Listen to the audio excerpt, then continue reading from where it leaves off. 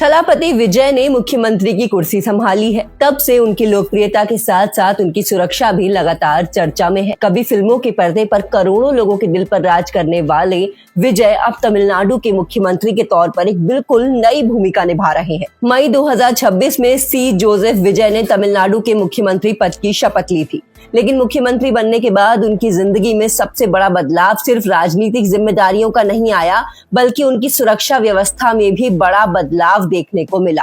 Reports के मुताबिक केंद्र सरकार की तरफ से विजय को Z+ श्रेणी की सुरक्षा दी गई है। इस सुरक्षा व्यवस्था में बड़ी संख्या में केंद्रीय सुरक्षा कर्मी तैनात रहते हैं और उनकी सुरक्षा टीम में NSG कमांडो भी शामिल किए गए हैं। अब जरा उस तस्वीर की कल्पना कीजिए जहां मुख्यमंत्री विजय किसी कार्यक्रम में पहुंचते हैं। जैसे ही उनका काफिला कार्यक्रम स्थल के करीब आता है, पूरा सुरक्षा घेरा सक्रिय हो जाता है। रास्ते में मौजूद सुरक्षा कर्मी पहले से अपनी जगह संभाल लेते हैं। आसपास की गतिविधियों पर नजर रखी जाती है। मुख्यमंत्री की गाड़ी के आगे और पीछे सुरक्षा वाहन चलते हैं। किसी भी व्यक्ति को अचानक मुख्यमंत्री के बेहद करीब पहुंचने की अनुमति नहीं होती है। यही वजह है कि आज थलपति विजय की सार्वजनिक मौजूदगी पहले जैसी नहीं रही है। अभिनेता के रूप में वो अब अपने फैंस के बीच आसानी से नहीं पहुंच पाते हैं जैसे वो पहले पहुंच जाते थे। हाथ हिलाते थे, लोगों से मिलते थे और कई बार भीड़ के बेहद करीब भी चले जाते थे।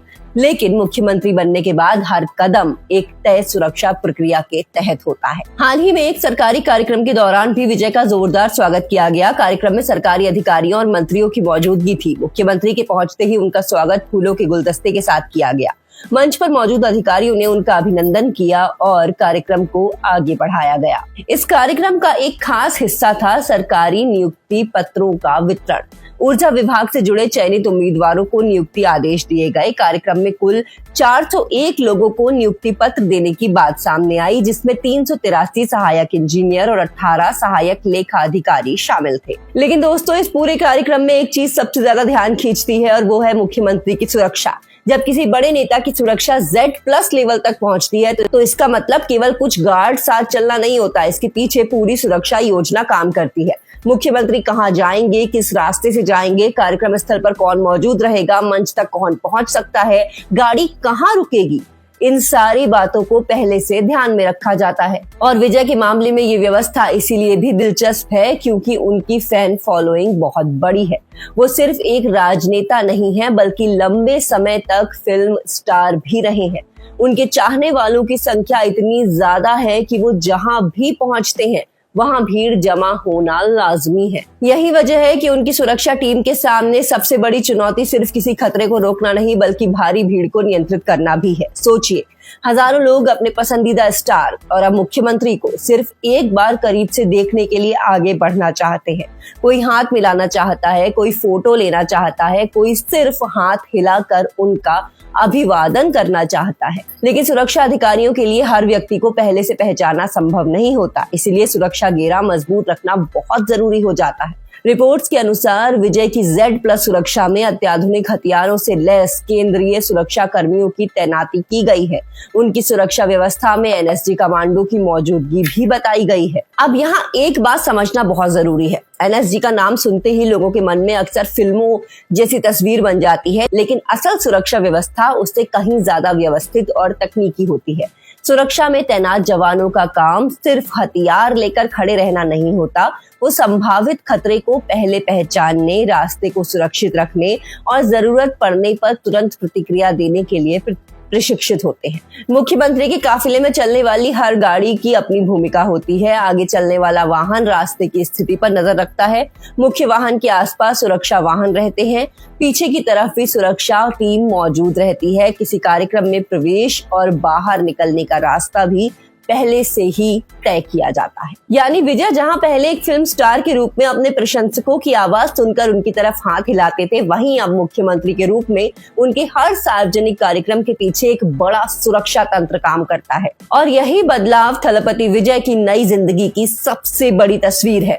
एक तरफ जनता का जबरदस्त प्यार, दूसरी तरफ मुख्यमंत्री की जिम्मेदारी और इन दोनों के बीच एक बेहद मजबूत सुरक्षा घेरा। लेकिन सवाल ये है कि आखिर विजय को इतनी हाई लेवल सुरक्षा की जरूरत क्यों महसूस हुई और क्यों उनकी सुरक्षा में NSG कमांडो तैनात है, इनकी क्या भूमिका है और क्यों ये भूमिका इतनी अहम है। दोस्तों, मुख्यमंत्री बनने के बाद विजय सिर्फ सरकार चलाने की जिम्मेदारी नहीं उठा रहे हैं, उन्हें लगातार अलग अलग कार्यक्रमों में जाना पड़ता है, जनता से जुड़ना पड़ता है, अधिकारियों के साथ बैठक करनी पड़ती है और राज्य के अलग अलग हिस्सों में दौरे करने पड़ सकते हैं। ऐसे में उनकी सुरक्षा व्यवस्था का मजबूत होना स्वाभाविक है। Z+ सुरक्षा को आम सुरक्षा से काफी ऊपर माना जाता है। इसमें सुरक्षा केवल मुख्यमंत्री के आसपास खड़े जवानों तक सीमित नहीं रहती, पूरी यात्रा और कार्यक्रम को सुरक्षा के नजरिए से देखा जाता है। मुख्यमंत्री के किसी कार्यक्रम में पहुंचने से पहले रास्ते की जांच, कार्यक्रम स्थल की सुरक्षा, प्रवेश और निकास की व्यवस्था, भीड़ का नियंत्रण और आसपास की गतिविधियों पर नजर जैसे कई स्तरों पर तैयारी की जाती है। विजय की स्थिति थोड़ी अलग इसलिए भी है क्योंकि उनकी लोकप्रियता का स्तर बहुत बड़ा है। राजनीति में आने से पहले वे दक्षिण भारतीय सिनेमा के सबसे लोकप्रिय चेहरों में से एक रहे हैं। उनकी एक झलक पाने के लिए आज भी बड़ी संख्या में लोग जमा हो सकते हैं। ऐसे में सुरक्षा टीम के लिए सबसे बड़ा काम ये सुनिश्चित करना होता है कि जनता मुख्यमंत्री को देख भी सके और सुरक्षा व्यवस्था भी बनी रहे।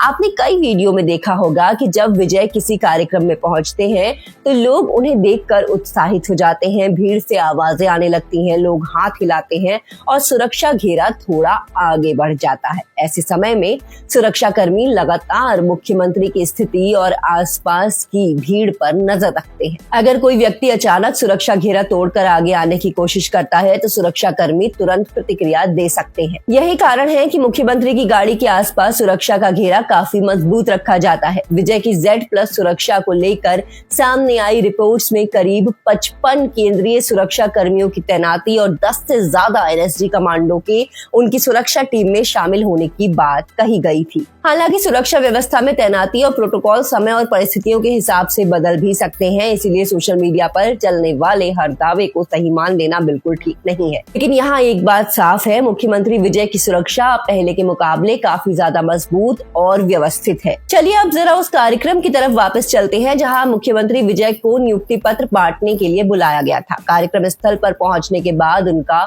स्वागत किया गया। मंत्री और वरिष्ठ अधिकारी एक एक करके मुख्यमंत्री का अभिनंदन कर रहे थे। मंच पर सरकारी अधिकारी मौजूद थे और कार्यक्रम के लिए पूरी व्यवस्था की गई थी। इस दौरान मुख्यमंत्री को देखकर लोगों में उत्साह साफ दिखाई दे रहा था, लेकिन कैमरे के सामने दिखाई देने वाली इस तस्वीर के पीछे एक और तस्वीर होती है और वो तस्वीर है सुरक्षा व्यवस्था की। जब मुख्यमंत्री मंच पर खड़े होकर जनता को संबोधित कर रहे होते हैं तब भी उनकी सुरक्षा टीम पूरी तरह सक्रिय रहती है। कोई जवान मंच के आसपास नजर रखता है, कोई नीचे मौजूद भीड़ पर ध्यान देता है तो कोई आने जाने वाले रास्तों की निगरानी करता है। यही वजह है कि किसी बड़े नेता की सुरक्षा को देखकर आम आदमी को कई बार लगता है कि इतने सारे जवान आखिर क्यों खड़े हैं।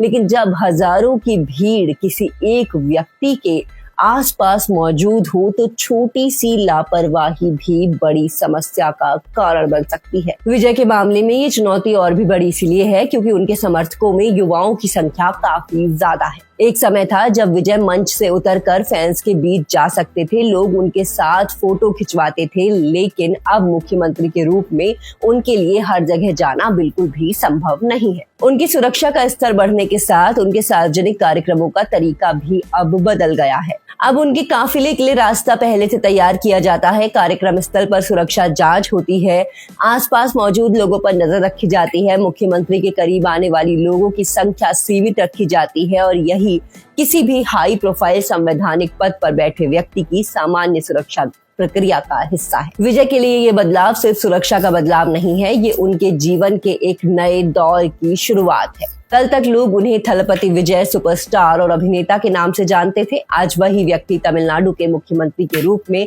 राज्य की जिम्मेदारी संभाल रहा है। 2026 के विधानसभा चुनाव में उनकी पार्टी TVK ने 108 सीटें जीती और बाद में सहयोगी दलों के समर्थन से सरकार बनाने का रास्ता साफ हुआ। इसके बाद 10 मई 2026 को विजय ने मुख्यमंत्री पद की शपथ ली। इसीलिए अब जब विजय किसी कार्यक्रम में दिखाई देते हैं तो उनके साथ सिर्फ फैंस का प्यार नहीं होता, उनके साथ मुख्यमंत्री पद की बड़ी जिम्मेदारी भी होती है और इसीलिए एक बड़ा सुरक्षा तंत्र भी उनके साथ चलता है। Z+ सुरक्षा, केंद्रीय सुरक्षा कर्मी, NSG कमांडो और स्थानीय पुलिस की व्यवस्था, इन सब का मकसद एक ही है, मुख्यमंत्री की सुरक्षा सुनिश्चित करना और उनके सार्वजनिक कार्यक्रम को सुरक्षित तरीके से पूरा कराना। दोस्तों, थलपति विजय की जिंदगी में आया ये बदलाव वाकई बहुत बड़ा है। एक फिल्म स्टार से मुख्यमंत्री तक का ये सफर अपने आप में ऐतिहासिक है और अब उनकी सुरक्षा व्यवस्था में बदलाव की तस्वीर भी साफ नजर आ रही है। आने वाले समय में विजय सरकार कैसे काम करती है, जनता की उम्मीदों पर कितना खरा उतरती है और उनकी राजनीतिक यात्रा किस दिशा में जाती है, ये देखना बेहद दिलचस्प होगा। आपको क्या लगता है, मुख्यमंत्री विजय की इतनी मजबूत सुरक्षा व्यवस्था जरूरी है? अपनी राय हमें कमेंट बॉक्स में जरूर बताइए।